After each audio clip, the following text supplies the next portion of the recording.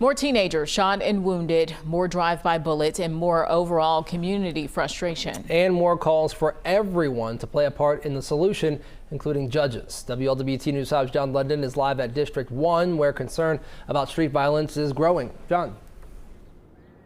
Well, it is, Stephen. You know, the ages of those getting shot are going lower, mid-teens, and that's a real concern here. And police say they're encountering more hard-to-manage crowds at shooting scenes, like one of those they encountered last night. This is getting to be a regular message on police radios in Cincinnati. Oh, yeah, several calls just saying they heard shots, like 20 shots fired in the area. Tuesday night, a fairly typical example. Report of 3 people just shot. Of what police officers face. 3330, I'll respond. How many officers do I have coming with me? I have 1 unless somebody can break away. 37, we just broke off en route. They're saying it's a drive-by shooting, awaiting anything further. A drive-by on Westwood Avenue in South Fairmont left 2 15-year-old boys wounded and an 18-year-old girl shot in the forearm. Another drive-by on Harrison Avenue in Westwood left 4 people wounded, 3 of them women. I'm sure that many of these people, this is probably not their first violent offense. And so that's an issue for our judges. And if people are constantly getting out with these violent records, that's something that us in the community, we can't really, that's out of our lane. Tierra Powell and others are training 30 people at this church today about ways to diffuse disputes.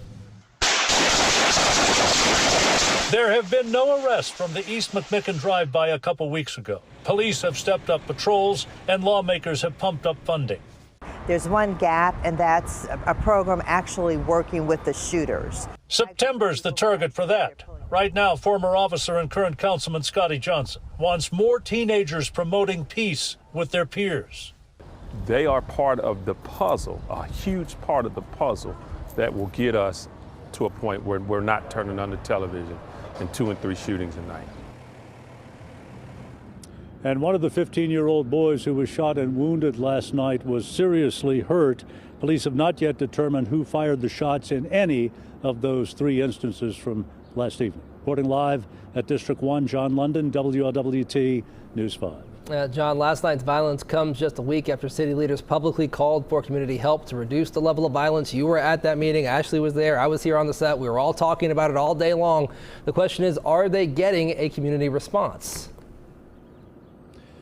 You know, Stephen, not as much as they had in mind. They are getting a response from various community groups and organizations, such as the group that's doing the training tonight. But what city leaders say they need, as Scotty Johnson put it again today, are uncles and aunts, cousins, family members, friends of family members, and teens themselves to have, as he put it, the difficult conversations about ditching guns and learning how to manage their anger when these disputes arise. John London reporting live for us from District 1. John, thank you so much.